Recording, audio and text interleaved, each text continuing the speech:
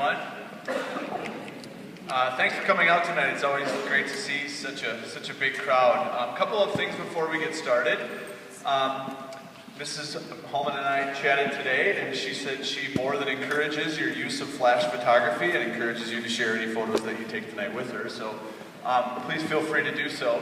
But if you could just give your phone one last check to make sure that it's silenced, so as not to distract our young performers.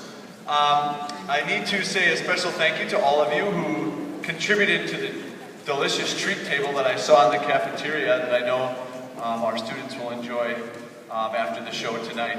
I was up in Ms. Holman's classroom today and chatted a little bit with her, and one of the things she emphasized for her spring concert was getting kids to move a little bit out of their comfort zone. And tonight, what she shared with me, you're going to see is a lot more kids doing solos, a lot more small groups, sort of stretching their musical talents. And because of that, Ms. Holman asked that I politely suggest to you that when we have a soloist or a small group that's being featured, that you just hold your applause till the end of the song, because you're going to see a lot of those tonight. So a special thanks to Ms. Sarah Bork, language arts teacher from the high school, who serves as our accompanist tonight.